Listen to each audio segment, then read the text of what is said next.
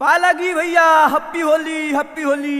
अधत ससुरा हपी होली। अरे काहे मान मरले हुआ मर्दे। का करी यारवा, लगा तो यहू साल के होली सुखले बीती। टेंशन मत लो, आज जुगाड़ हो गइल बा। भौजी के बहिन आ गइल बाड़ी। हाँ तो धीरे से खैनी बना के अमैनी में जाके रंग डाल दो। चल ससुरा चल रे। होली हो आदिशक्ति अरे अरे अरे भेई देवा हमारो सोना रसमी जावा होलिया में जी जाजी कर बनाती जावा। अरे ऐसे न काम पटर करी, बुझे कि नहीं? अरे तनी को ना सुनला सर फसर करी, हटिए उधर। सिर्फ जैसे असर करी हो। हतरौआ पीली ना साली हालिया बोए के ठेपी डालम की फायदा गोतर गोतर करी हो। साली हालिया बोए के ठेपी डालम की फायदा गोतर गोतर करी हो।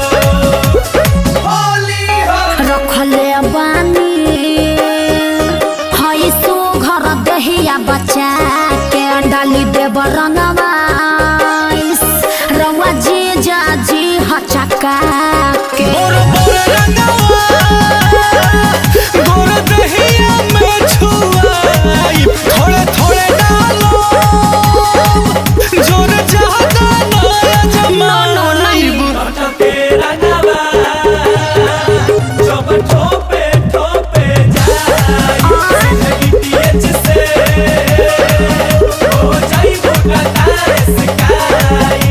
मुझे नहीं हो रहा है। अरे लहंगा बा महंगा चटर पटर करी, बात मानिए। हर तनी को ना सुनला सर फसर करी, चिपुर चिपुर सिर्फ जैसे असर करी हो। बाएं मुँहे मुड़ जा, अब पिचकारी धाके उड़ जा। सब हम समझ रहे हैं। साली हालिया बोए के ठेपी डालम की फायदा गोतर गोतर करी हो। साली हालिया बोए के ठेपी डालम की फायदा गोतर गोतर करी हो। 20 ml डाली हो।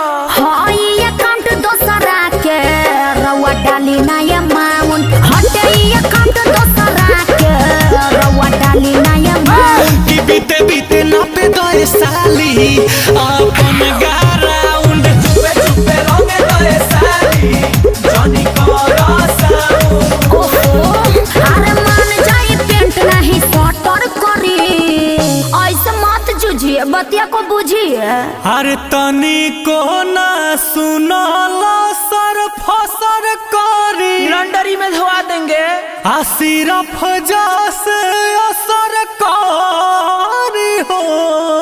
होमा पोता दवाई हो।